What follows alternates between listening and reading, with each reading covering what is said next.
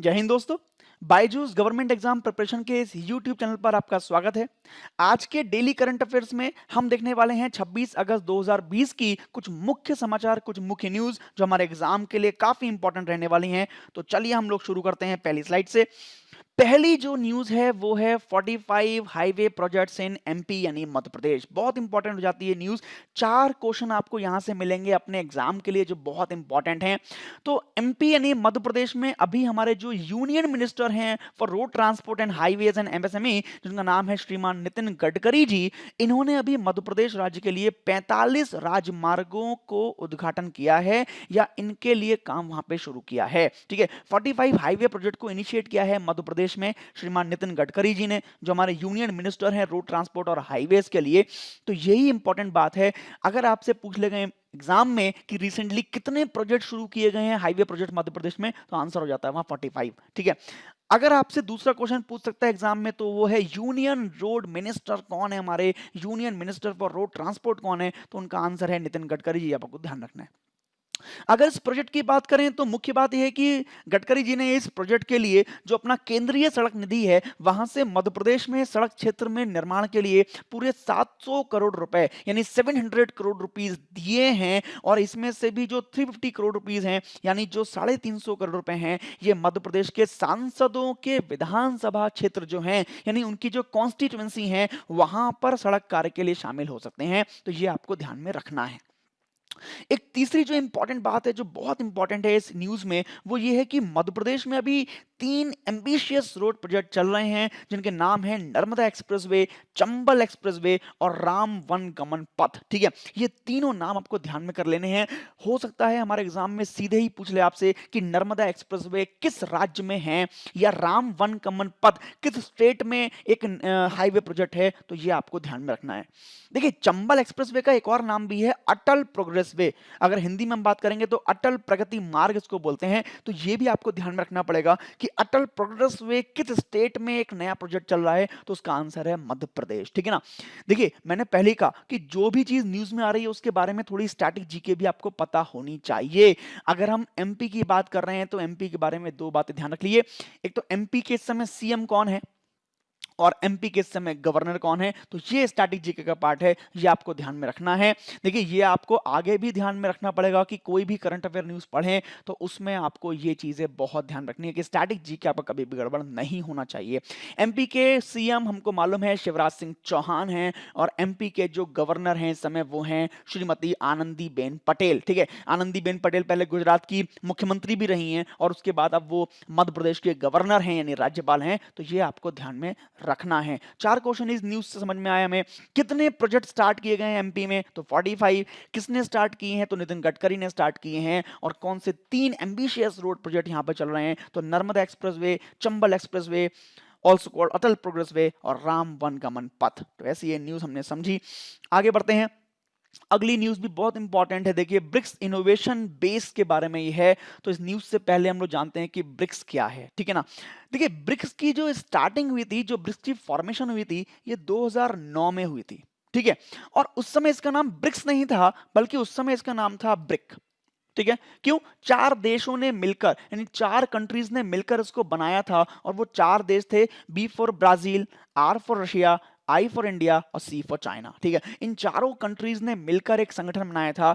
ये ऑर्गेनाइजेशन या ये संगठन इनका काम करता था इकोनॉमिक और सोशल सेक्टर में कोऑर्डिनेशन बढ़ाने के लिए, कोऑपरेशन बढ़ाने के लिए। ठीक है ना। फिर क्या हुआ, 2010 में क्या हुआ, इस ब्रिक में साउथ अफ्रीका को और जोड़ दिया तो ये बन गया ब्रिक्स। ठीक है, अभी इसमें साउथ अफ्रीका और जुड़ गया तो 5 कंट्रीज कुल मिला के हो गई हैं। ब्रिक्स अपने आप में इस समय इस वर्ल्ड का बहुत स्ट्रांग ऑर्गेनाइजेशन है, बहुत मजबूत संगठन है, क्योंकि इसमें 3 बड़े देश शामिल हैं। एक तो रूस शामिल है, दूसरा अपना इंडिया और तीसरा चाइना। तीनों ही स्ट्रांग कंट्रीज हैं, इकोनॉमिकली स्ट्रांग है, पॉलिटिकली स्ट्रांग है और निश्चित सी बात है तीनों के पास सेनाएं भी बहुत बड़ी हैं। तो इसी मामले में ब्रिक्स बहुत इंपॉर्टेंट रोल प्ले करता है पूरे वर्ल्ड के परिप्रेक्ष्य में इस समय। ठीक है, अभी क्या है, ये ब्रिक्स देशों के साथ ब्रिक्स इनोवेशन बेस क्यों जोड़ा, तो ब्रिक्स देशों में एक कंट्री है चाइना। इस चाइना ने ही अभी ब्रिक्स इनोवेशन बेस का प्रपोजल दिया है, इसको प्रस्तावित किया है। अब ये क्या है? चाइना चाहता है कि जो बदलता हुआ परिवेश है, यानी जो एटमॉस्फेयर बदल रहा है, यानी जिस तरीके से चीजें बदल रही हैं, उस परिवेश में हम सभी को चाहिए कि हमारे पास तेज इंटरनेट कनेक्शंस हो और हमारे पास जो आर्टिफिशियल इंटेलिजेंस है उसमें महारत हासिल हो। इसलिए चीन चाहता है कि जो ब्रिक्स के 5 देश हैं, ये अपने आप में स्ट्रांग भी हैं और अपने आप में कैलिबर भी रखते हैं कि अपना खुद का आर्टिफिशियल इंटेलिजेंस हम लोग डेवलप कर पाएं, अपना खुद का 5G नेटवर्क हम लोग डेवलप कर पाएं। इसीलिए चीन ने ये प्रपोजल दिया है कि ब्रिक्स के पांचों देश मिलकर आर्टिफिशियल इंटेलिजेंस और 5G नेटवर्क के लिए कोऑपरेशन और कोऑर्डिनेशन बढ़ाएं, ताकि साथ में मिलके हम लोग अच्छा कुछ कर पाएं। ठीक है, इसीलिए चाइना ने बोला है कि चाइना अपने यहाँ एक ब्रिक्स इनोवेशन बेस बनाएगा, जिस बेस की सहायता से ये पांचों कंट्रीज जो है ये आपस में सहयोग बढ़ाएंगे और आर्टिफिशियल इंटेलिजेंस में नया काम करेंगे। अब बात पते की ये है कि इस ब्रिक्स देशों में ब्राजील, रशिया और साउथ अफ्रीका, ये तीनों एक तरह से इस प्रपोजल के फेवर में हैं और चाइना के साथ इस बारे में काम करना चाहते हैं, जबकि रशिया और ब्राजील तो ऑलरेडी काम कर भी चुके हैं। बट इंडिया के पॉइंट ऑफ व्यू से ये थोड़ी टेढ़ी खीर हो जाता है, क्योंकि इंडिया और चाइना के बीच में भी बहुत सी कंट्रोवर्सीज हो गई थी, बहुत से बॉर्डर इश्यूज हमारे बीच में हो गए थे, हमारे रिलेशन में बहुत खटास आ गई थी। तो इंडिया ने भी चाइनीज कंपनीज को बैन किया था। हमें ध्यान है कि 59 चाइनीज जो ऐप हैं उनको बैन किया था। कई सारे टेंडर जो चाइनीज कंपनी के थे वो हमने बैन कर दिए थे, वो हमने कैंसिल कर दिए थे, रेलवे प्रोजेक्ट हमने कैंसिल कर दिए थे। तो अभी हमारे और चाइना के बीच में थोड़ी सी खटास चल रही है। ऐसे ऐसे समय में चाइना द्वारा ये प्रपोजल को एक्सेप्ट करना, इसका फेवर करना, ये इंडिया के लिए थोड़ा सा मुश्किल हो रहा है। तो ये एक मुश्किल बात है। देखते हैं आगे इसमें क्या हमारी सरकार फैसला लेती है। फिलहाल हमारे एग्जाम के पॉइंट ऑफ व्यू से दो बातें कि ब्रिक्स इनोवेशन मिशन या ब्रिक्स इनोवेशन बेस किसने प्रपोज किया है? तो चाइना ने प्रपोज किया है। क्यों प्रपोज किया है? To enhance the cooperation and coordination to develop a 5G network और आर्टिफिशियल इंटेलिजेंस। ठीक है, देखिए फिर नई बात स्टैटिक जी की अगर बात करें तो ब्रिक्स का नाम आया, तीन चार बातें आपको ध्यान में करनी है। एक तो ब्रिक्स कंट्रीज कितनी हैं? तो टोटल 5 कंट्रीज। अगर पूछेगा इसकी फॉर्मेशन कब हुई थी तो 2009 में हुई थी। अफ्रीका कब इसमें जुड़ा? ये क्वेश्चन बहुत मुश्किल है पूछना, लेकिन फिर भी आपको ध्यान में रखना है कि साउथ अफ्रीका 2010 में इसमें जुड़ा था। फॉर्मेशन ब्रिक्स की कब हुई थी? 2009 में ही हुई थी। देखिए दो सेक्टर पे मेनली ये लोग काम करते हैं कोऑर्डिनेशन और कोऑपरेशन बढ़ाने के लिए, वो है इकोनॉमिक सेक्टर और सोशल सेक्टर। इसके अलावा हालांकि पॉलिटिकल सेक्टर में भी आपस में इनका कोऑर्डिनेशन रहता है, वो अलग बात है, बट ऑफिशियली दो economic and social sector. 5 countries के नाम आपको ध्यान में करने हैं, ब्राजील, रूस, भारत, चीन और दक्षिण अफ्रीका। ये 5 कंट्रीज ब्रिक्स के हैं। देखिए ब्रिक्स के साथ एक इंपॉर्टेंट बात और भी है। अभी कुछ वर्ष पहले ही ब्रिक्स ने अपना खुद का एक बैंक भी बना लिया था। ब्रिक्स कंट्रीज इतनी स्ट्रांग है आपस में कि इन्होंने अपना खुद का बैंक बना लिया था। बैंक क्यों बनाया? उसका फंडा सिंपल सा है कि बैंक कोई भी होता है वो लोन प्रोवाइड करता है, उस पर इंटरेस्ट खाता है और कमाई करता है। ठीक है, तो यही पांचों देशों ने समझा कि हम पांचों देश मिलकर जो बाकी कंट्रीज हैं उनको उनके इंफ्रास्ट्रक्चर के लिए या बाकी चीजों के लिए लोन प्रोवाइड कराएंगे और वहां से हम लोग इंटरेस्ट खा के कमाई करेंगे। ऐसा एक बैंक भी ब्रिक्स देशों ने डेवलप किया था कुछ वर्ष पहले, जिसको नाम दिया था न्यू डेवलपमेंट बैंक। ठीक है, देखिए अगर हम अपने वर्ल्ड की बात करें तो यहां पे दो मेन बैंक हैं, WB यानी वर्ल्ड बैंक और AIIB यानी एशियन इंफ्रास्ट्रक्चर इन्वेस्टमेंट बैंक। ठीक है ना। अब देखिए इन दोनों के अलावा अब ये न्यू डेवलपमेंट बैंक भी ब्रिक्स देशों ने खोला, तो ये सीधी चुनौती इनको मिली। ब्रिक्स बैंक भी, इसको हम बोलते हैं ब्रिक्स डेवलपमेंट बैंक, तो ये आपको ध्यान में करना है। अगर पूछते हैं आपसे कि ब्रिक्स देशों का कौन सा एक बैंक है तो हम बोलेंगे न्यू डेवलपमेंट बैंक। ठीक है, पांचों देश इसके शेयर होल्डर्स हैं, किसी के पास ज्यादा किसी के पास कम है, वो हालांकि अलग बात है, बट पांचों देश के मेंबर हैं। अगर पूछेगा न्यू डेवलपमेंट बैंक का हेडक्वार्टर कहां पे है तो शंघाई, ये चाइना की एक सिटी है शंघाई, इसका हेडक्वार्टर यहां पर है। देखिए एक बात बहुत इंपॉर्टेंट है न्यू डेवलपमेंट बैंक में, जब ये न्यू डेवलपमेंट बैंक बना था तो उसके पहले जो प्रेसिडेंट थे वो इंडिया से ही थे, जिनका नाम था केवी कामत। ठीक है, हालांकि अब ये सिस्टम चेंज होता रहता है और हर देश अपना अपना एक एक साल के लिए यहां पर अपना प्रेसिडेंट बनाता है। तो पहले अगर इसके प्रेसिडेंट पूछेगा आपसे तो केवी कामत थे, जो भारत से ही थे, भारत के देश में रहते थे। देखिए फिर वही 5 देश आए, तो मैंने बताया था आपको कि जब भी कोई देश आता है तो उसकी करेंसी और उसकी कैपिटल यानी उसकी मुद्रा और राजधानी ज़रूर याद कर लें। हमारे एग्ज़ाम में आती हैं मुद्रा और करेंसी, एक साथ याद करना बहुत मुश्किल होता है, इसलिए जो भी देश के नाम न्यूज़ में आए उनका तुरंत याद कर लीजिए। तो देखिए भारत का तो अपने को याद है, दिल्ली और रुपया, ठीक है, ये भारत का हम लोग को याद है, ठीक है ना। चाइना का भी हम लोग को याद है, चाइना की कैपिटल जो है वो बीजिंग है और उसकी जो करेंसी है वो रेनमिनबी है, हम लोग को याद है। रशिया की आप लोग याद कर लीजिए, रशिया की जो कैपिटल है वो है मॉस्को और जो यहाँ की करेंसी है वो है रूबल, ठीक है। रूबल यहाँ की करेंसी यानी मुद्रा है और जो मॉस्को है वो यहाँ की कैपिटल है। ब्राजील की बात करें तो ब्राजीलिया, देखिए ब्राजील के नाम से क्लियर है, ब्राजील ब्राजीलिया, ब्राजीलिया यहाँ की कैपिटल है और ब्राजीलियन रियाल जो है वो यहाँ पर मुद्रा के रूप में चलता है। देखिए एक बात यहाँ पे मैं फिर से आपको बता दूं, रियाल और, देखिए दो शब्द हैं, रियाल है एक शब्द और एक शब्द है रियाल, ये दोनों अलग अलग शब्द हैं, ठीक है ना। रियाल अलग है, रियाल अलग है, तो यहां पर जो वर्ड है वो रियाल है, ये आपको बातें ध्यान में रखनी है।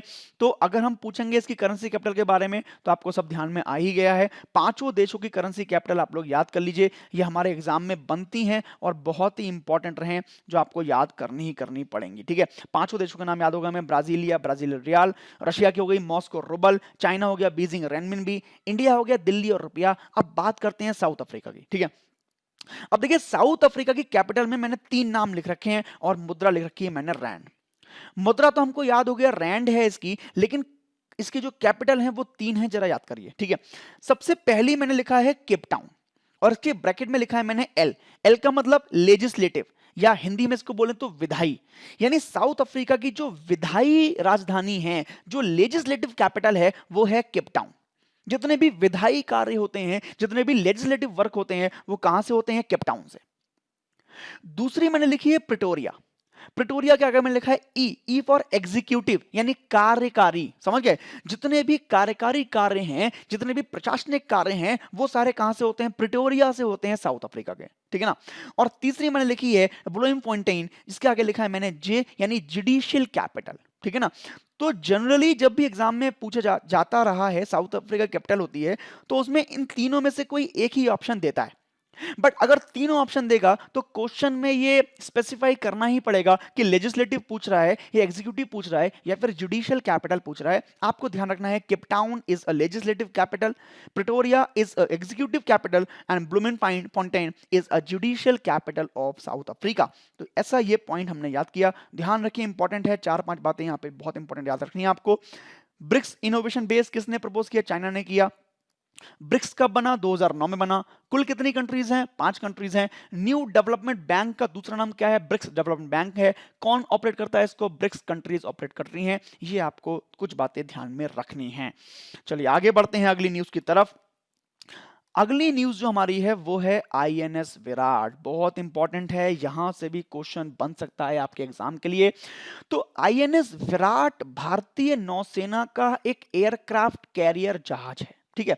एयरक्राफ्ट कैरियर जहाज वो जहाज होते हैं जो पानी के ऊपर बहुत सारे जो वायुयान होते हैं, जो लड़ाकू विमान होते हैं, उसको अपने ऊपर कैरी करके ले जाते हैं। ये स्पेस आपको कुछ दिख रहा होगा, इसी स्पेस पे सारे जो वायुयान होते हैं, सारे जो लड़ाकू विमान होते हैं वो खड़े रहते हैं और यहीं से वो उनको लॉन्च करता है। तो ऐसा होता है एयरक्राफ्ट कैरियर जहाज, ठीक है। तो भारत के पास जो आईएनएस विराट था, इसकी थोड़ी सी इतिहास समझ लेते हैं। आईएनएस विराट जो था इसको सबसे पहले ब्रिटिश नेवी ने 1959 में बनाया था, ठीक है, और सेवा में लिया था, है ना। 1959 में 1959 में ये ब्रिटिश नेवी में, ब्रिटिश जो रॉयल नेवी थी उसमें शामिल हुआ था, ठीक है ना। और 1984 तक वहां पे रहा। 1984 के बाद जो ब्रिटिश रॉयल नेवी थी उसने इसको सेवानिवृत्त कर दिया यानी डीकमीशन कर दिया। वहां पे इसका नाम था एचएमएस होम्स, ठीक है ना। अब क्या हुआ, 1984 के बाद भारतीय नौसेना ने इसको 1987 में खरीद लिया, समझ गए। 1949 में ये बना, 1949 से 1984 तक ब्रिटिश रॉयल नेवी में इसने अपनी सेवाएं दी और 1984 के बाद 1987 में इंडियन नेवी ने इसको खरीदा और तब से लेकर लगभग 30 वर्षों तक यानी 30 इयर्स तक ये भारतीय नौसेना में अपनी सेवाएं देता रहा। अब क्योंकि इतना ज़्यादा पुराना हो गया था, तो हमारी सरकार ने, हमारी नौसेना ने भी इसको डीकमीशन करने का फैसला लिया, निर्णय लिया और 6 मार्च 2017 को इसको डीकमीशन्ड कर दिया गया था, है ना? इसको सेवानिवृत्त कर दिया गया था। अब 3 साल पुरानी बात है, हम क्यों पढ़ रहे हैं इसको? अब सुनिए यहाँ पे क्या खेल हुआ। हमारी जो नौसेना है, वो ये चाहती थी कि जो हमारा आईएनएस विराट है, ठीक है, इसको हम लोग स्क्रैप ना करें, यानी इसको खराब ना करें, इसको खत्म ना करें, बल्कि इसको एक म्यूजियम की तरह डेवलप करें, एक संग्रहालय की तरह डेवलप करें। इसमें बहुत सारी जो हमारी स्टेट गवर्नमेंट थी वो भी इसके फेवर में थी। आंध्रा गवर्नमेंट इसके फेवर में थी, महाराष्ट्र गवर्नमेंट इसके फेवर में थी, तेलंगाना गवर्नमेंट इसके फेवर में थी। तो काफी सारी गवर्नमेंट ने कहा कि ठीक है, आईएनएस विराट को आप स्क्रैप मत कीजिए, इसको आप एक एक म्यूजियम की तरह डेवलप कीजिए ताकि लोगों के लिए खुले और लोग भी इसको जाने। इस पर बहुत सारे प्रपोजल आए, बहुत सारी बातें चलती रहीं, बट अभी रिसेंटली क्या किया है, रिसेंटली गवर्नमेंट ने लास्ट ईयर क्या किया, इसको मना कर दिया कि नहीं, हम इसको म्यूजियम नहीं बनाएंगे और इसको हम लोग जो है वो बेचेंगे, खराब, इसको खत्म करेंगे, ठीक है ना? तो अभी हाल फिलहाल की न्यूज ये है कि गुजरात की एक शिपिंग फर्म कंपनी है जिसका नाम है श्रीराम शिपिंग फर्म।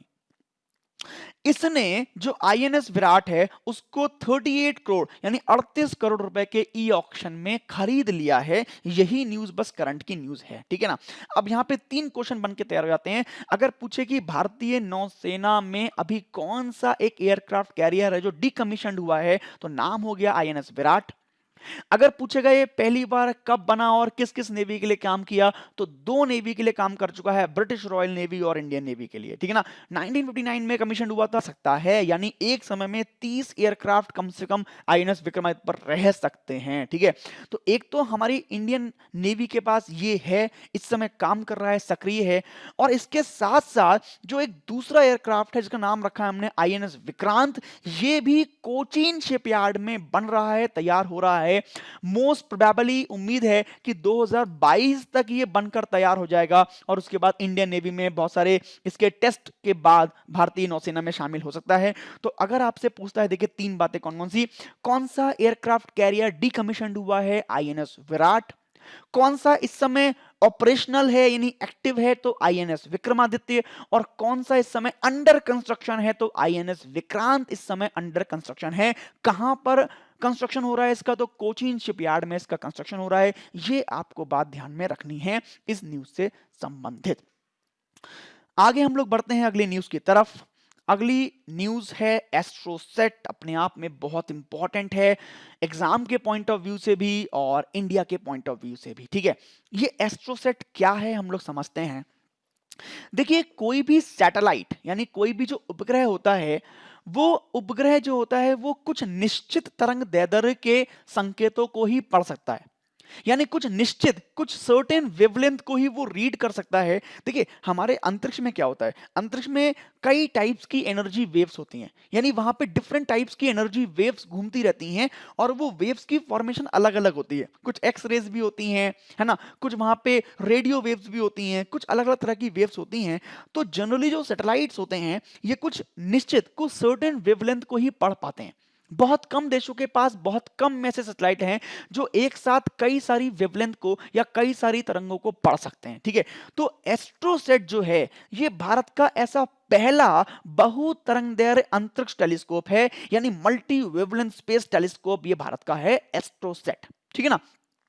कब लॉन्च किया था इसको, तो 28 सितंबर 2015 को इसको लॉन्च कर दिया था भारतीय एक जो अंतरिक्ष संगठन है भारत का, इसरो, इसने 2015 में इसको लॉन्च कर दिया था। कहां से लॉन्च किया था, तो भारत के पास एक ही लॉन्चिंग पैड है, सतीश धवन स्पेस सेंटर, ठीक है ना? ये अपना एक स्टेट है आंध्रा, है ना, आंध्र प्रदेश है ना, आंध्र प्रदेश, ठीक है? तो आंध्र प्रदेश में ही ये है सतीश धवन स्पेस सेंटर, आंध्र प्रदेश, ठीक है? वहां पे एक आइलैंड है श्रीहरिकोटा, श्रीहरिकोटा, वहां पे एक आइलैंड है, ठीक है ना? ये श्रीहरिकोटा से ही जो है इसको लॉन्च किया गया था। 3 क्वेश्चन बन गए। पहला, India first dedicated multi wavelength space telescope का नाम क्या है, एस्ट्रोसेट। अगर पूछे कब लॉन्च किया गया, 28 सितंबर 2015। कहां से लॉन्च किया गया, तो सतीश धवन स्पेस सेंटर से इसको लॉन्च किया गया, ठीक है ना? अभी दूसरी बात देखकर बहुत ध्यान से एक बात समझनी है इसके बारे में। देखिए, एस्ट्रोसेट ने अभी क्या किया, अभी हाल में क्या किया, एस्ट्रोसेट ने क्या किया, अर्थ से एक गैलेक्सी है, गैलेक्सी समझते हैं ना, आकाशगंगा, ठीक है ना। आकाशगंगा मतलब डिफरेंट सौरमंडल यानी डिफरेंट सोलर सिस्टम्स का एक ग्रुप है, उसको हम लोग गैलेक्सी बोल देते हैं। बहुत सारे स्टार्स का ग्रुप हम उसको गैलेक्सी बोल देते हैं। तो आकाशगंगा जो है वो पृथ्वी से एक आकाशगंगा है 9.3 बिलियन लाइट ईयर्स की दूरी पर। सही है ना। 9.3 बिलियन लाइट ईयर्स की दूरी पर एक गैलेक्सी है जिसको नाम दिया गया है AUDFS01। यहां से कुछ अल्ट्रा वायलेट रेज आई, कुछ अल्ट्रा वायलेट लाइट की फॉर्म आई, जिसको अभी हाल फिलहाल एस्ट्रोसेट ने डिटेक्ट किया है। एस्ट्रोसेट ने अभी उसको पढ़ा है, अभी उसको देखा है। तो ये करंट की बहुत इंपॉर्टेंट न्यूज है, इसीलिए एस्ट्रोसेट न्यूज में आया था। तीन बातें आपको ध्यान में करनी है। सबसे पहला, इंडिया का first dedicated multi wavelength space telescope कौन सा है? एस्ट्रोसेट। अगर पूछेगा कहां से कब लॉन्च किया गया, 28 सितंबर 2015 सतीश धवन स्पेस सेंटर से इसको लॉन्च किया गया था। साथ में पूछेगा किस रॉकेट के साथ लॉन्च किया था, तो इसरो का अपना खुद का रॉकेट है PSLV एक्सेल, यहां से इसके साथ इसको भेजा गया था। रॉकेट अंतरिक्ष में निकल जाता है और स्पेस जो सैटेलाइट है वो स्पेस में स्टेबल हो जाता है। ये आपको ध्यान में रखनी, तीन बातें। चौथी बात कि किस गैलेक्सी से आने वाली इसने अल्ट्रा वायलेट लाइट को डिटेक्ट किया है, तो वो गैलेक्सी का नाम है AUDFS01, जो अपनी अर्थ से 9.3 बिलियन लाइट ईयर्स की दूरी पर है। तो ये आपको एक बात यहां पे ध्यान में रखनी है। अब क्योंकि इसरो का नाम देखिए यहां पे आया है, तो मैंने फिर वही कहा कि आपको स्टैटिक जीके का पार्ट बहुत जरूरी है। ध्यान रखना कि स्टैटिक जीके आपका छूटना नहीं चाहिए। तो अगर हम बात करें इसरो की, तो इसरो जो है, इसरो के हेडक्वार्टर की बात करें तो बेंगलुरु में इसका हेडक्वार्टर है। अगर इसके संस्थापक यानी फाउंडर की बात करें तो विक्रम साराभाई अपने एक साइंटिस्ट हैं, इंडियन साइंटिस्ट, जिन्होंने ही इसरो की स्थापना की थी, फाउंडेशन इसकी रखी थी। इसके अलावा अगर करंट में बात करें तो इस समय जो उसके निदेशक हैं, डायरेक्टर हैं, वो के सीवान हैं। काफी न्यूज में रहे थे अभी जब चंद्रयान 2 हमारा कुछ कारणों से कुछ परसेंटेज में विफल हो गया था, तो ये काफी न्यूज में रहे थे उस समय। और इन्होंने चंद्रयान 3 की भी घोषणा कर दी थी।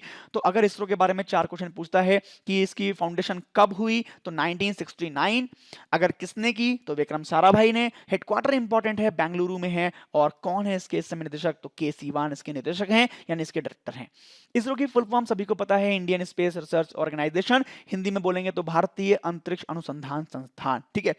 अब देखिए एस्ट्रोसेट के बारे में एक न्यूज और भी है जो आपको ध्यान में करनी है, जो इंपॉर्टेंट है। देखिए जो गैलेक्सी मैंने आपको बताया AUDFS01 जो गैलेक्सी है, वो हब्बल एक्सट्रीम डीप फील्ड में स्थित थी। अब यहां पे एक टर्म आई है, इसको समझ लीजिए। देखिए हब्बल एक्सट्रीम डीप फील्ड जो है ना, ये क्या चीज है? ये अंतरिक्ष में, स्पेस में एक वो रीजन है जहां पर बहुत सारी गैलेक्सीज हैं, ऐसा साइंटिस्ट मानते हैं। वो साइंटिस्ट मानते हैं कि हब्बल एक्सट्रीम डीप फील्ड एक ऐसा एरिया है अंतरिक्ष का, स्पेस का ऐसा एरिया है जहां पे 10,000 से भी ज्यादा गैलेक्सीज हो सकती हैं, ठीक है। तो उसी डीप फील्ड में वो गैलेक्सी है जहां से आने वाली अल्ट्रा वायलेट रेस को अभी हमारे एस्ट्रोसेट ने पढ़ा है, उसको डिटेक्ट किया है। अब एक बहुत इंपॉर्टेंट नाम आपको ध्यान करना है, डॉक्टर कनक साहा का। ये कौन है? देखिए ऐसा तो नहीं हो सकता कि अकेले ही किसी ने काम किया होगा, है ना। तो यहां से जो रेस आई हैं, जो भी डिटेक्ट की हैं, उसको डिटेक्ट करने के लिए पूरी एस्ट्रोलॉजर्स की पूरी टीम थी, जो हमारे जो साइंटिस्ट हैं उनकी पूरी टीम थी, जो एस्ट्रोनॉमर्स हैं उनकी पूरी टीम थी। और उसमें बहुत सारे देश शामिल थे। अपना इंडिया था, फ्रांस था, स्विट्जरलैंड था, USA था, जापान था, नीदरलैंड था। इन सभी देशों के साइंटिस्ट, इन सभी देशों के एस्ट्रोनॉमर की एक टीम थी, जिन्होंने उस UV लाइट को डिटेक्ट किया है, उसकी डिस्कवरी की है। और उस टीम का जो लीडरशिप है वो करने वाले हैं डॉक्टर कनक साहा। ये एक इंपॉर्टेंट बात है इंडिया के लिए, और ये इंपॉर्टेंट है हमारे एग्जाम के पॉइंट ऑफ व्यू से भी। डॉक्टर कनक साहा ही उस टीम के लीडर थे, उस टीम को नेतृत्व दे रहे थे अपना।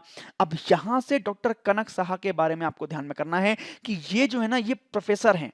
कहाँ के प्रोफेसर हैं? IUCAA, ये इंडियन एक यूनिवर्सिटी कह सकते हैं इसको। इसकी फुल फॉर्म अगर देखेंगे तो inter university centre for astronomy and astrophysics, ऐसा करके भारत का एक एक संस्था है, एक संगठन है, जिसके ये प्रोफेसर हैं, जहाँ पे एसोसिएट प्रोफेसर हैं। तो इनके ही निर्देशन में एक काम हुआ था। अब यहाँ से 3 क्वेश्चन और बन गए। IUCAA की फुल फॉर्म भी ध्यान रखनी है, तो inter university centre for astronomy and astrophysics.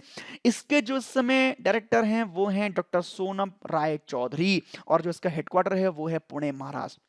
देखिए, एग्जाम में बहुत बार होता है ऐसा कि पूरी न्यूज़ आपसे हो सकता है ना पूछे और सीधे आपसे पूछ ले कि बताइए आईसीयूएए के इस समय डायरेक्टर कौन है। तो यहाँ से आपको क्वेश्चन ध्यान रखना है, डॉक्टर सोमक राय चौधरी। इसीलिए स्टैटिक जीके पढ़ना बहुत ज़रूरी है, वरना हमको ये लगता है कि पता नहीं कहाँ कहाँ से करंट अफेयर आता है, जबकि जो स्टैटिक जीके है वो करंट अफेयर से ही जुड़ा हुआ आता है। तो ये आपको ध्यान में रखना है। ठीक है। एस्ट्रोसेट के बारे में जैसा कि मैंने बताया आपको कि ये मल्टी वेवलेंथ एस्ट्रोसेट है, यानी मल्टी वेवलेंथ सैटेलाइट है। मतलब किसी भी रूप में कई सारी, जैसे अगर मान लीजिए प्रकाशिक कोई तरंग आती है, यानी कोई ऑप्टिकल वेव आती है, या फिर अल्ट्रावायलेट वेव आती है, या फिर कोई एक्सरे आती है, तो इन सारी रेस को ये डिटेक्ट कर सकता है, पढ़ सकता है। ऐसा ये मल्टी वेवलेंथ हमारा सैटेलाइट है एस्ट्रोसेट। क्योंकि ये बहुत सफल रहा है, इसके जो रिजल्ट्स हैं बहुत ही सक्सेसफुल रहे हैं, इसीलिए हमारा इसरो एस्ट्रोसेट 2 पर भी प्रपोजल देने वाला है। एस्ट्रोसेट 2 को भी हम लोग लॉन्च करने वाले हैं अगले कुछ वर्षों में। तो ये भी एक बहुत इंपॉर्टेंट बात रहेगी भारत के परिप्रेक्ष्य में, भारत के पॉइंट ऑफ व्यू से। आगे बढ़ते हैं अगली न्यूज की तरफ। तो अगली न्यूज में आपको एक नाम याद करना है, जी सतीश रेड्डी। बहुत इंपॉर्टेंट नाम है अभी हमारे एग्जाम के पॉइंट ऑफ व्यू से भी और भारत के लिए भी। जी सतीश रेड्डी हमारे यहाँ एक संगठन है डीआरडीओ, यानी Defence Research and Development Organisation, यानी भारत का रक्षा अनुसंधान और विकास संगठन। तो जी सतीश रेड्डी इस समय इस संगठन के डायरेक्टर हैं, निदेशक हैं। ठीक है ना।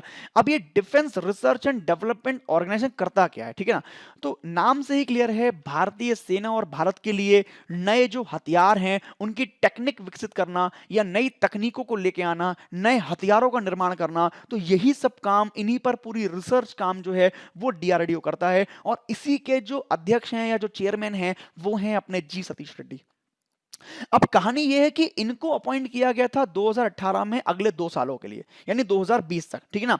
लेकिन अब क्योंकि काम इन्होंने अच्छा किया है, सरकार को इन पर भरोसा है, इसीलिए इनके 2 साल के कार्यकाल को और आगे 2 साल के लिए बढ़ा दिया है। यानी अब ये 2020 के बाद 2022 तक अपने इस पद पर बने रहेंगे।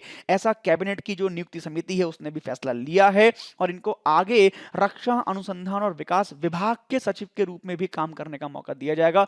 तो यही इंपॉर्टेंट न्यूज़ है। अब देखिए यहां से आपसे एग्जाम में जो पूछेगा वो सीधे पूछेगा कि डीआरडीओ के इस समय चेयरमैन कौन है, तो जी सतीश रेड्डी, ऐसा आपको ध्यान में रखना है। क्योंकि डीआरडीओ का नाम आया तो फिर वही स्टैटिक जीके हम लोग ध्यान में करेंगे। डीआरडीओ के बारे में 3 बातें। अगर पूछेगा डीआरडीओ के बारे में तो इसका हेडक्वार्टर है नई दिल्ली में और इसकी जो स्थापना हुई थी वो हुई थी 1959 में। ये आपको ध्यान में रखनी है 2 बातें। न्यू दिल्ली में इसका हेडक्वार्टर है और 1959 में बना था। फुल फॉर्म ध्यान में रखिएगा, Defence Research and Development Organisation, यानी रक्षा अनुसंधान और विकास संगठन। ऐसा आपको ये ध्यान में रखना है, ठीक है ना। आगे बढ़ते हैं। अगला जो आपको नाम ध्यान रखना है वो है पास्कल लिसोबुआ। ठीक है। अब ये पास्कल लिसोबुआ कौन है और क्या करते हैं या क्या न्यूज में है, एक बात समझिए। देखिए एक अपना अफ्रीकन देश है जिसका नाम है रिपब्लिक ऑफ कॉन्गो। ठीक है। तो रिपब्लिक ऑफ कॉन्गो के ही पूर्व राष्ट्रपति थे पास्कल लिसोबुआ। ठीक है ना। इनका अभी 88 वर्ष की उम्र में, 88 वर्ष की आयु में फ्रांस में निधन हो गया है, तो इसीलिए थोड़ा न्यूज में आए। अब यहां से हमारे एग्जाम के लिए कौन कौन सी बातें इंपॉर्टेंट हैं वो मैं आपको बता देता हूं। तो पहली बात तो यही है, कांगो गणराज्य के पूर्व राष्ट्रपति थे ये, 88 वर्ष की आयु में फ्रांस में निधन हुआ है।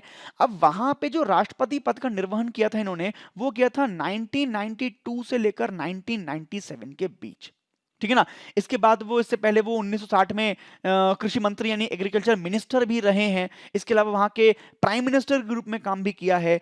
जो ये न्यूज में आए थे वो न्यूज में क्यों आए थे, 2001 में इनके ऊपर कुछ भ्रष्टाचार, कुछ करप्शन के चार्जेस लगे थे, कुछ ट्रीजन के चार्जेस लगे थे और उसके ही संबंध में जो वहां का कोर्ट था, हाई कोर्ट, उस हाई कोर्ट ने 30 साल की सजा इनको सुनाई थी। तो इसीलिए ये वहां से न्यूज में आए थे। अभी हाल ही में इनका 88 वर्ष की आयु में निधन हुआ है।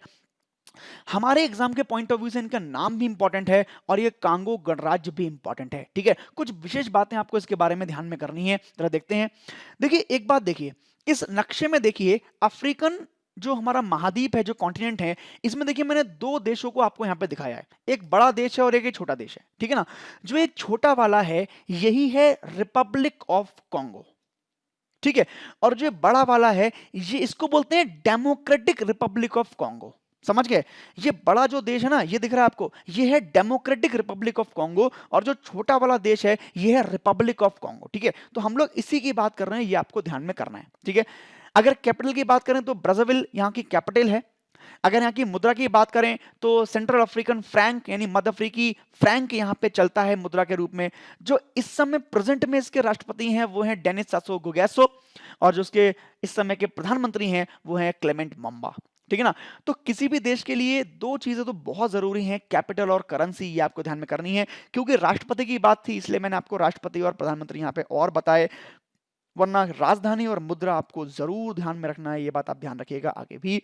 तो ऐसा हमने ये न्यूज पढ़ा। आगे बढ़ते हैं। एक न्यूज बहुत इंपॉर्टेंट इस समय है जो अभी हाल फिलहाल न्यूज में चल रही है, जो आपको ध्यान में रखनी है, वो है इंडिया AIIB लोन एग्रीमेंट। ठीक है ना? इसको पढ़ने से पहले समझते हैं कि AIIB एक्चुअल में क्या है। ठीक है ना? ये मैंने अभी नाम लिया था, तो एशियन इंफ्रास्ट्रक्चर इन्वेस्टमेंट बैंक है ये। ठीक है, अभी भारत और इसके बीच में एक लोन प्रोजेक्ट यानी एक ऋण एग्रीमेंट साइन हुआ है, तो उसके बारे में हमें कुछ बातें पढ़नी है। देखिए, भारत में एक स्टेट है महाराष्ट्र, और महाराष्ट्र में एक शहर है मुंबई। ठीक है, तो मुंबई शहर में ही एक ट्रांसपोर्ट प्रोजेक्ट शुरू हुआ था पहले, जिसके 3 फेज थे। पहला फेज पूरा हुआ, दूसरा फेज पूरा हुआ, और अभी तीसरा फेज इसका चल रहा है। ठीक है, इस फेज का जो टोटल बजट है वो है $997 मिलियन। ठीक है ना? इतने बड़े बजट के लिए ही अभी इंडियन गवर्नमेंट ने इस AIIB से एक लोन एग्रीमेंट किया है कि आप हमको थोड़ा पैसा दो, यहाँ पे निवेश करो, यहाँ पे इन्वेस्टमेंट करो, ताकि हमारा काम हो जाए। ठीक है, इसीलिए ये न्यूज में आया। अब आपको ध्यान करने हैं 4 नाम। ठीक है, कि इस लोन एग्रीमेंट में कौन कौन शामिल है। तो इस लोन एग्रीमेंट में एक तो हमारी सरकार यानी केंद्र सरकार शामिल है, दूसरा हमारी जो महाराष्ट्र गवर्नमेंट है वो शामिल है, तीसरा जो मुंबई रेलवे विकास कॉर्पोरेशन है यानी मुंबई जो हमारा रेलवे डेवलपमेंट कॉर्पोरेशन है वो इसमें शामिल है, और AIIB शामिल है। इन चारों के बीच में एक कॉन्ट्रैक्ट हुआ है। क्या होगा इसके तहत? इसके तहत जो हमारा पूरा $997 मिलियन का जो बजट है, उसमें से $500 मिलियन हमें कौन देने वाला है? AIIB।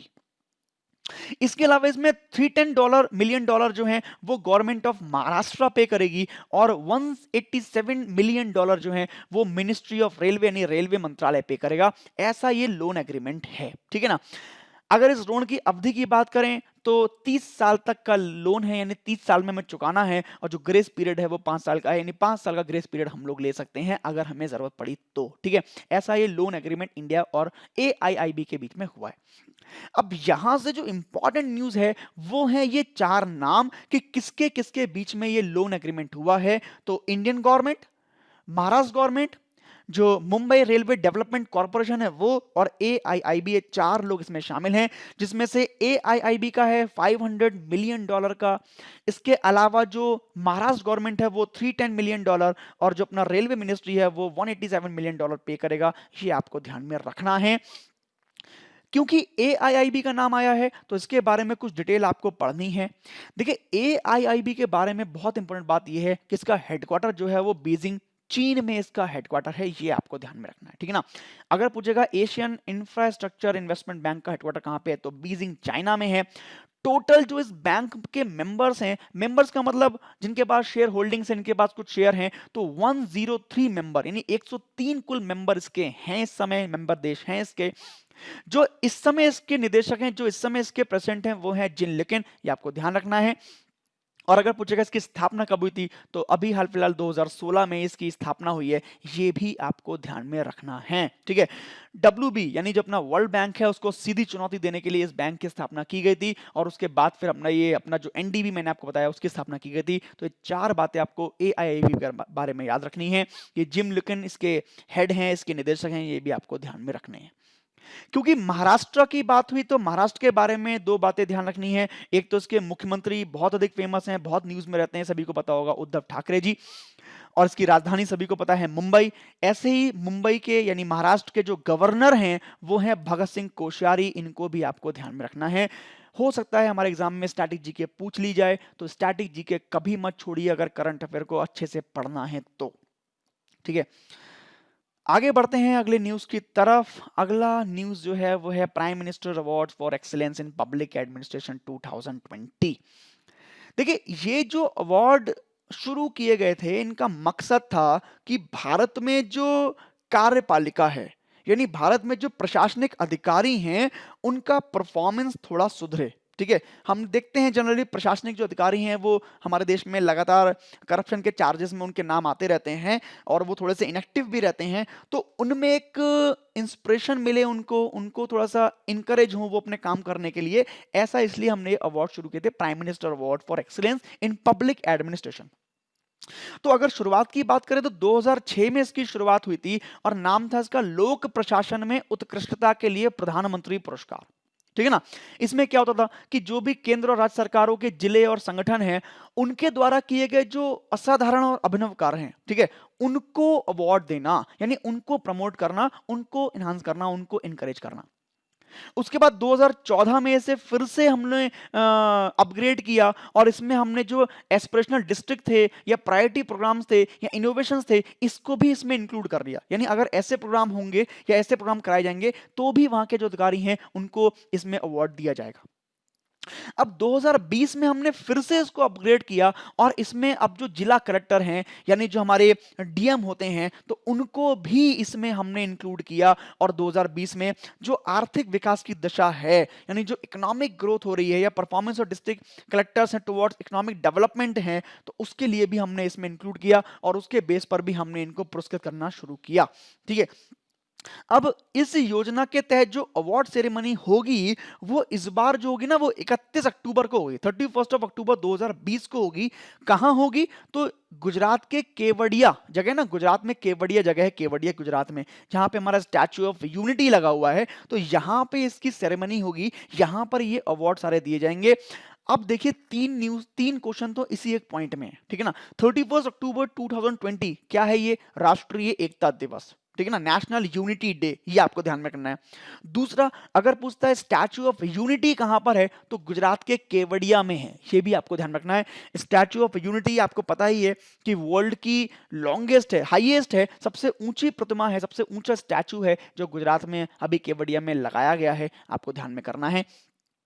देखिए 2020 के लिए जो ये अवार्ड हैं उनके लिए 3-4 पॉइंट को ऐड किया गया मुख्यतः, जिनको आपको याद करना है। एक तो जो हमारे प्राइमरी सेक्टर्स हैं, है ना, जो हमारे प्राथमिक क्षेत्र हैं, उसमें जो धन का आवागमन है, यानी उसमें जो क्रेडिट फ्लो है वो अच्छा है या नहीं। अगर अच्छा है, अच्छा किया है किसी अधिकारी ने, तो उसके लिए भी आपको अवार्ड मिलेगा। दूसरा, जो हमारे जन आंदोलन है, जो हमारे प्रमोटिंग पीपल्स मूवमेंट होते हैं, यानी जैसे गवर्नमेंट के जो प्रपोजल आते हैं, स्वच्छ भारत मिशन हो गया या और भी तमाम तरह की चीजें हो गई, तो इसमें जन भागीदारी, यानी जो पब्लिक इसमें मूवमेंट्स हैं वो कितने हो पा रहे हैं, वो कितने अधिकारी करा पा रहा है, इसके बेस पर भी उसको ये अवार्ड मिलेगा। और तीसरा कि जितनी भी पब्लिक ग्रीवेंस आ रही हैं, जितनी भी शिकायतें आ रही हैं, तो उनकी डिलीवरी कैसे हो रही है, उनका निवारण इंसान कैसे हो रहा है, इसके बेस पर भी अभी अवार्ड मिलना शुरू हो जाएंगे। आपको ध्यान रखना है दो बातें कि एक तो ये कहां कब मिलेगा ये अवार्ड, 31 अक्टूबर 2020 को मिलेगा। क्या है 31 अक्टूबर? तो राष्ट्रीय एकता दिवस है। और कहां होगी सेरेमनी? तो गुजरात के केवड़िया में स्टैच्यू ऑफ यूनिटी, वहीं पर इसकी सेरेमनी होगी। ये आपको इसमें ध्यान में रखना है। आगे बढ़ते हैं हम लोग। एक नाम बहुत इंपॉर्टेंट है, इस समय आज ही न्यूज़ में आया है, जेम्स एंडरसन का, सभी ने पढ़ा है इस नाम को। तो जेम्स एंडरसन इंग्लैंड के जाने माने क्रिकेटर हैं, फास्ट बॉलर भी हैं ये।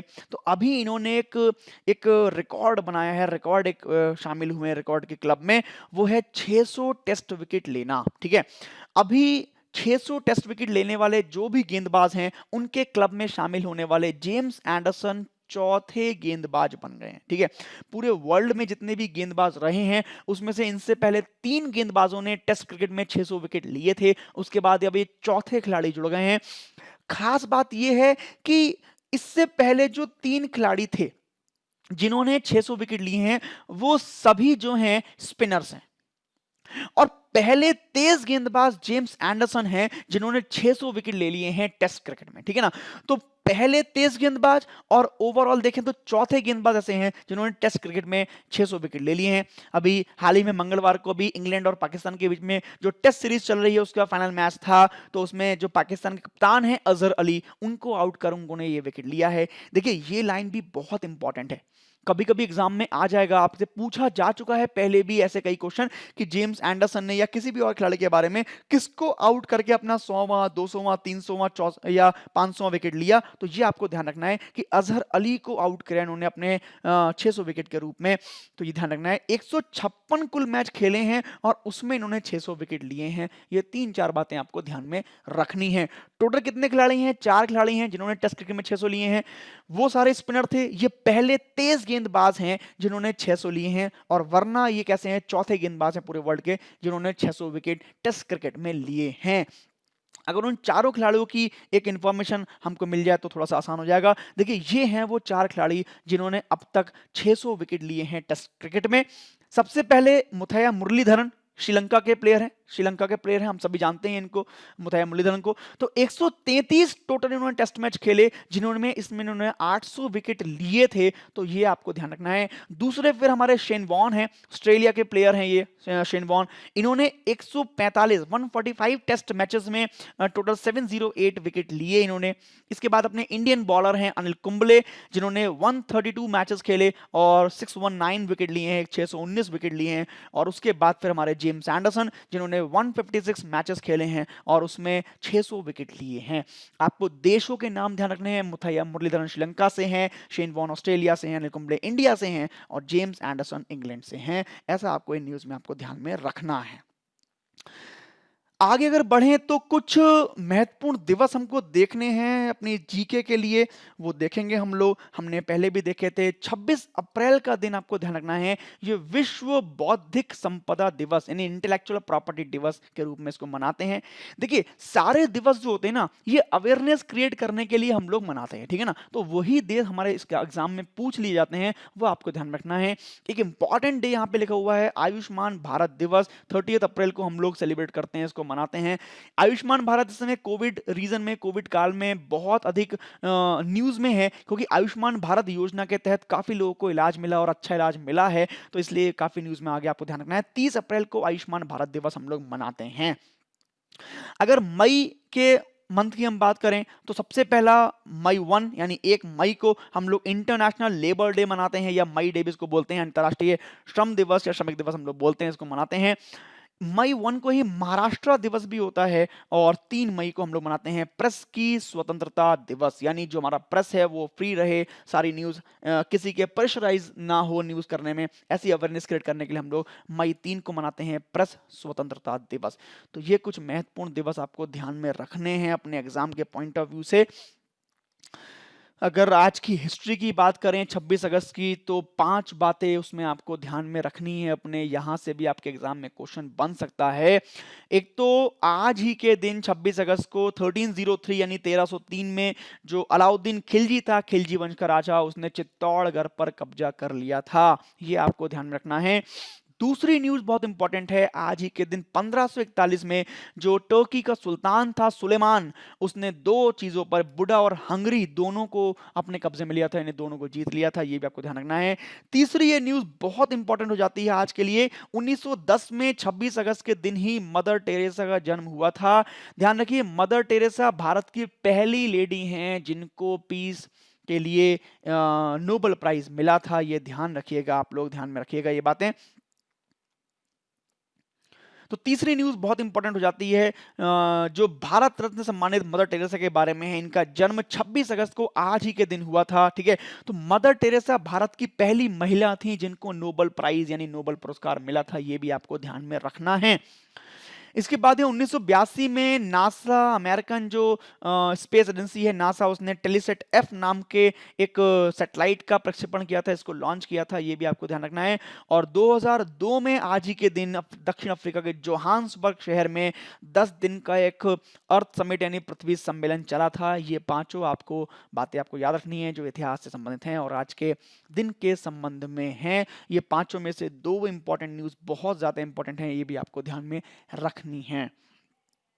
आगे बढ़ते हैं, आगे कुछ फैक्ट्स पर चर्चा कर लेते हैं, साइंस के कुछ विज्ञान के फैक्ट्स जो आपको एग्जाम के लिए बहुत इंपॉर्टेंट हैं और एग्जाम में बार बार पूछे जाते हैं। तो पहला फैक्ट आपको दिख रहा है, दही बनाने के लिए लैक्टोबैसिलस एसिडोफिलस बैक्टीरिया जिम्मेदार है। देखिए, जो दूध से दही बनाते हैं ना, तो दूध से दही बनाने के लिए यही वाला बैक्टीरिया काम में आता है, ठीक है। यही बैक्टीरिया दूध को यानी मिल्क को कर्ड में चेंज कर देता है, दही बना देता है, ठीक है ना। ये आपको ध्यान रखना है, एग्जाम में यही पूछता है, दूध से दही बनाने वाला कौन सा बैक्टीरिया, लैक्टोबैसिलस। दूसरा, ये रेडॉन गैस के बारे में एक न्यूज़ है, ध्यान रखिए। पहली बात, रेडॉन गैस अकेली एक गैस होती है जो एटमॉस्फेयर में नहीं पाई जाती है, ठीक है। जब भी आपसे पूछेगा कौन सी नोबल गैस, कौन सी इनर्ट गैस एटमॉस्फेयर में नहीं होती है, तो हम बोलेंगे रेडॉन गैस एक ऐसी गैस है जो एटमॉस्फेयर में नहीं पाई जाती है, ठीक है। तो यहाँ पे पॉइंट ये है कि जो हमारी इमारतें होती हैं, है ना, जहाँ पे जो वेंटिलेटेड नहीं होती हैं, पुअरली वेंटिलेटेड होती हैं, यानी जहाँ से हवा बाहर निकल नहीं पाती, अंदर नहीं जा पाती, तो ऐसी इमारतों में रेडॉन संचित हो जाती है। यही क्वेश्चन आपसे एग्जाम पूछता है कि कौन सी गैस वहां पे स्टोर हो जाती है, तो रेडॉन वो गैस है। तीसरा पॉइंट बहुत इंपॉर्टेंट है, कई बार हमने एग्जाम में देखा होगा, बहुत सारे एग्जाम में पूछा जा चुका है। चार्ल्स रॉबर्ट डार्विन की बुक का नाम द ओरिजिन ऑफ स्पीशीज, जिसमें इन्होंने विकासवाद सिद्धांत का सारी डेटा दिया था। तो ये बुक का नाम बहुत इंपॉर्टेंट है, the origin of species, Charles Darwin ने लिखी थी ये। इसी के द्वारा, इनके द्वारा जो प्रस्तावित जो सिद्धांत है, जो कॉन्सेप्ट है प्राकृतिक चयन सिद्धांत या थ्योरी ऑफ नेचुरल सिलेक्शन, वो इसी बुक में लिखी गई है। तो इस बुक का नाम आपको ध्यान में रखना है। ग्रेगर मेंडल के बारे में ध्यान रखना है। ग्रेगर मेंडल को हम लोग आनुवांशिकी का पिता बोलते हैं, यानी फादर ऑफ जेनेटिक्स इनको कहा जाता है, क्योंकि जेनेटिक्स के जो मूल सिद्धांत थे, जो बेसिक प्रिंसिपल थे, वो ग्रेगर जॉन मेंडल ने हमको बताए थे। तो ऐसे ये 3 पॉइंट ध्यान रखने हैं। आगे बढ़ते हैं, आगे आपको एक नाम याद रखना है, ऑर्कियोप्टेरिक्स, जो कि एक फॉसिल बर्ड है, एक जीवाश्म पक्षी है। ये दिखता पक्षी की तरह है, लेकिन इसमें ना जितनी भी फीचर्स हैं, जितनी भी इसमें क्वालिटीज हैं, विशेषताएं हैं, वो सरीसृपों जैसी हैं, यानी रेप्टाइल्स जैसी इसमें होती हैं। तो ये एक नाम को ध्यान रखना है, ऑर्कियोप्टेरिक्स, ठीक है ना। इसी प्रकार नेक्स्ट क्वेश्चन है, जो वैक्सीनेशन है, जो टीकाकरण की शुरुआत है, वो एडवर्ड जेनर ने की थी। वेल नोन फैक्ट है, हम सभी को पता है, कई बार एग्जाम में हमारे आ चुका है, ध्यान रखना है। टीकाकरण की शुरुआत एडवर्ड जेनर ने की थी। हेपेटाइटिस इस समय इंडिया में इतनी ज्यादा कंट्रोल नहीं है, काफी लोग बीमार हैं। हेपेटाइटिस एक बीमारी है, ध्यान रखिएगा, जो वायरस के कारण होता है, यानी इसके लिए जो इफेक्टेड है वो वायरस है, जो इसके लिए जिम्मेदार है, रिस्पॉन्सिबल है। यही एग्जाम में आता है कि हेपेटाइटिस जो रोग है, हेपेटाइटिस जो डिसीज है, वो किसके कारण होती है, किसकी वजह से होती है। तो ये एक वायरस के थ्रू हमारी बॉडी में फैलती है, ये आपको ध्यान रखना है। अगला पॉइंट ल्यूकेमिया बीमारी के बारे में है। ये भी एक ब्लड डिसीज है, एक रक्त से संबंधित एक रोग है, जिसमें हमारी जो व्हाइट ब्लड सेल्स हैं, जो श्वेत रक्त कणिकाएं हैं, उनमें वृद्धि हो जाती है, जो अनवांटेड होती है, रिलेवेंट होती है। तो उसी बीमारी को हम ल्यूकेमिया कहते हैं। इस तरह से कुछ हमने साइंस के फैक्ट्स देखे। आगे बढ़ते हैं, कुछ क्वेश्चंस हम लोग रिवाइज करते हैं एक बार, जो भी हमने आज पढ़ा है उसमें से कौन कौन से क्वेश्चन हमारे एग्जाम के लिए बन सकते हैं, देखते हैं एक बार। तो पहला क्वेश्चन, अटल एक्सप्रेस वे भारत के किस राज्य में, हमने देखा था मध्य प्रदेश में हो रहा है। 45 प्रोजेक्ट यहाँ पे शुरू कर गए, 45 शुरू कर गए, उन्हीं में से एक है अटल एक्सप्रेस वे, मध्य प्रदेश। अगला क्वेश्चन, रिपब्लिक ऑफ कॉन्गो की कैपिटल क्या है, राजधानी क्या है। तो हमने देखा था ब्राजीविल इसकी कैपिटल, इसकी राजधानी है, जहां पे फॉर्मर प्रेसिडेंट की भी डेथ हुई थी। जो हमारे ब्रिक्स देश हैं, उनके बैंक का नाम क्या है। तो देखिए, 4 बैंक के नाम मैंने लिखे हैं, AIIB, NDB, WB और WEF। तो NDB मैंने बताया था आपको, न्यू डेवलपमेंट बैंक, यही है ब्रिक्स देशों का बैंक, जिसे हम लोग ब्रिक्स डेवलपमेंट बैंक भी कहते हैं। AIIB हमने पढ़ा, Asian Infrastructure Investment Bank. WB का मतलब वर्ल्ड बैंक, और WEF मतलब वर्ल्ड इकोनॉमिक फोरम। तो NDB इसका आंसर था, ध्यान रखना है। Next question, BRICS innovation base का प्रस्ताव किसने दिया, किसने इसको प्रपोज किया था। तो चाइना, हमने पढ़ा था, चाइना ने इसको प्रपोज किया था। 5 कंट्रीज हैं ब्रिक्स में, उसमें से चाइना ने इसको प्रपोज किया था, आपको इसको ध्यान रखना है। नेक्स्ट इंपॉर्टेंट क्वेश्चन है, INS विराट को किस इंडियन फर्म ने खरीद लिया है। तो ये मैंने आपको बताया था, श्री राम शिपिंग फर्म, इसने इसको खरीदा है। 38 करोड़ पे करे हैं इसके लिए, INS विराट को खरीदने के लिए। देखिए, कभी कभी यही होता है कि हमारे एग्जाम में कुछ मिलते जुलते ऑप्शन आ जाते हैं, कुछ सेम ऑप्शन आ जाते हैं, तो आपको एग्जैक्ट वर्ड ध्यान करना है। श्री राम शिपिंग फर्म, इसी ने इस जहाज को खरीदा है 38 करोड़ रुपीज में। नेक्स्ट, भारत का कौन सा एयरक्राफ्ट कैरियर अभी अंडर कंस्ट्रक्शन है, अभी निर्माण प्रक्रिया में है, तो नाम मैंने बताया था आपको, आईएनएस विक्रांत है वो जो अभी अंडर कंस्ट्रक्शन है। आईएनएस विराट को हमने डिकमीशन कर दिया है। आईएनएस विक्रमादित्य जो है वो अभी भारत में काम कर रहा है। और आईएनएस अरिघाट कोई एयरक्राफ्ट कैरियर नहीं है, ये आपको ध्यान में रखना है। नेक्स्ट क्वेश्चन, भारत का पहला मल्टी वेवलेंट टेलीस्कोप कौन सा था? तो हमने भी नाम पढ़ा उसका, एस्ट्रोसेट इसका नाम था, जो भारत का मल्टी वेवलेंट टेलीस्कोप है, फर्स्ट टेलीस्कोप है। इसने अभी कुछ अल्ट्रावायलेट रेज को डिटेक्ट किया है एक गैलेक्सी से, AUD FS01 से। नेक्स्ट क्वेश्चन, टेस्ट क्रिकेट में 600 विकेट लेने वाला पहला गेंदबाज कौन सा था? Who is the first bowler to take 600 wickets in test cricket? अब देखिए ये क्वेश्चन थोड़ा सा कंफ्यूजन करेगा आपको। फर्स्ट बॉलर पूछा है 600 विकेट लेने वाला, तो पहला आंसर है मुथैया मुरलीधरन, ठीक है ना। मुथैया मुरलीधरन पहला वो क्रिकेटर था जिसने ये विकेट लिए थे। जो जेम्स एंडरसन है ये चौथे खिलाड़ी हैं, ठीक है। जेम्स एंडरसन चौथे खिलाड़ी हैं, लेकिन ये पहले फास्ट बॉलर हैं, है ना। अगर आपसे पूछेगा पहले फास्ट बॉलर कौन है, तो जेम्स एंडरसन है, बट अगर पहला बॉलर पूछता है तो फिर आंसर क्या होगा? मुथैया मुरलीधरन। तो इस तरह हमने कुछ ये पॉइंट देखे, कुछ क्वेश्चन देखे। अगली क्लास में कल हम फिर मिलेंगे, तब तक के लिए धन्यवाद। जय हिंद।